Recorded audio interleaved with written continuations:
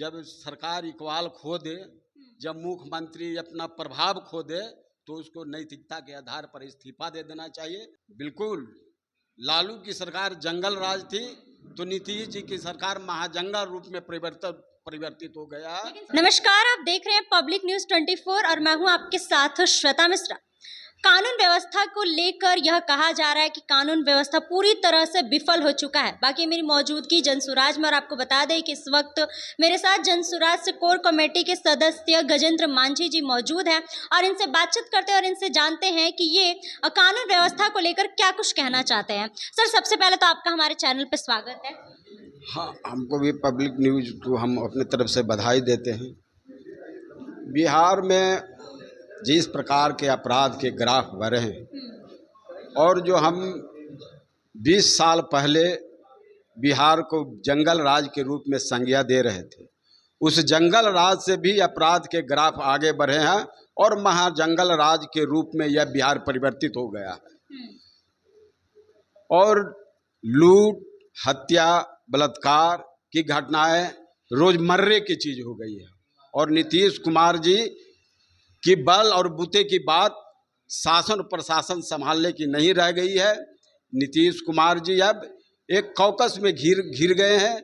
अब उनकी अवस्था इस प्रकार की हो गई है कि वह सरकार चलाने में अक्षम है। इसलिए आज हम लोगों ने एक नालंदा जिले के, जो नीतीश कुमार जी का गृह जिला है, हम लोगों ने नूरसराय थाने में गया। वहाँ सिकंदर राम को 7 बजे सुबह, जब वो अपने काम पेंटिंग का काम करता था, वह निकला और 200 गज के दूरी पर उनके घर से चाकू पहले मारा और गोली मार दी गई। हमने रहुई थाना में एक घटना गया कि वहाँ समांती मिजाज के लोगों ने मुन्नू राम की पत्नी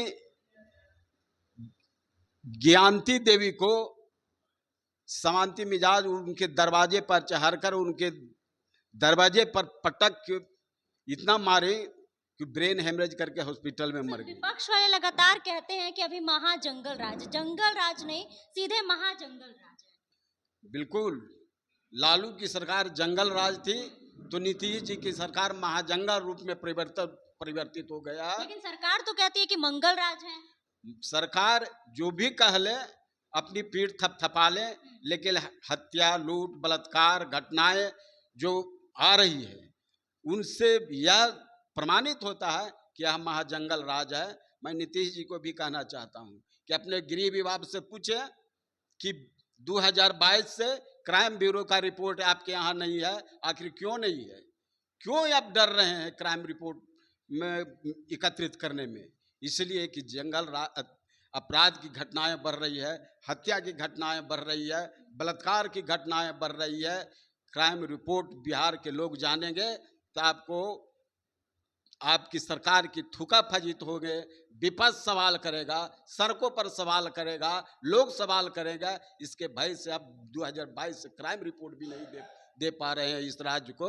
तो यह जंगल ही राज नहीं, बल्कि महाजंगल राज का प्रतीत होता है। इसके लिए होना क्या चाहिए? नीतीश कुमार को क्या करना चाहिए? कई सारे लोग कह रहे हैं उनको इस्तीफा दे देना चाहिए। जब सरकार इकबाल खो दे, जब मुख्यमंत्री अपना प्रभाव खो दे, तो उसको नैतिकता के आधार पर इस्तीफा दे देना चाहिए। नीतीश कुमार जी को भी अब इस्तीफा दे देना चाहिए। चुनाव अलग बात है, बिहार में चुनाव होगी 3 माह के बाद, लेकिन नैतिक बलदी नीतीश कुमार को मजबूत है। और एक 13 करोड़ लोगों के वह सुरक्षा प्रदान नहीं कर सकता है। 13 करोड़ लोगों को भ्रष्टाचार और बढ़ता हुआ जुल्म और अत्याचार से वह मिटा नहीं सकते हैं।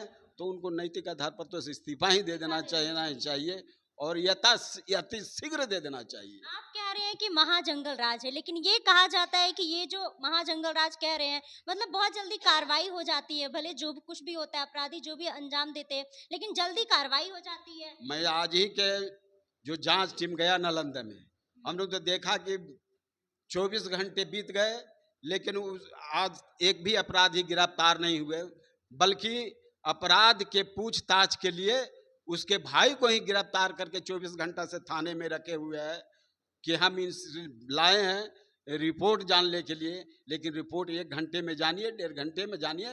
एक-एक दिन किसी के परिवार को जो खुद पीड़ित है, जिसको कई उस पीड़ित परिवार के लिए कई काम करना है, उसको आप 2-2 24 घंटा थाने में बैठा करके रखते हैं।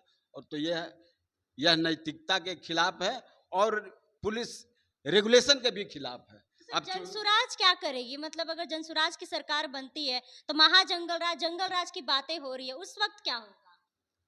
हम सरकार बनाएंगे तो अपराध प्राथमिकता में होगी रोकना। दलित, अति पिछड़ों, इन लोगों पर जो जुल्म है, अत्याचार है, उसको सबसे पहले जेल के सलाखों में बंद करेंगे अपराध करने वाले लोगों को। और 24 घंटा में कार्रवाई करूंगा मैं। और जो 24 घंटे में पुलिस पदाधिकारी नहीं रहेंगे वह लाइन हाजिर होंगे, या माने कानून के खिलाफ यदि कोई पुलिस पदाधिकारी रहेंगे तो उनको जेल के अंदर भी डालेंगे। ये जनसुराज करेगी आने वाले आगे जब इनके हाथों में। चलिए, तो जैसा कि आप गजेंद्र मांझी जी की बातों को सुन रहे थे और वही इनकी बातों से आप कितने सहमत, और इसके साथ ही बिहार में जिस तरीके से कानून व्यवस्था विफल है, इसको लेकर आप लोग क्या कुछ कहना चाहते हैं, आप लोगों की क्या राय है, कमेंट बॉक्स में अपनी राय जरूर बताइएगा। फिलहाल इस खबर में बस इतना ही। ऐसे ही तमाम खबरों के लिए बने रहे हमारे साथ और देखते रहे पब्लिक न्यूज़ 24। धन्यवाद।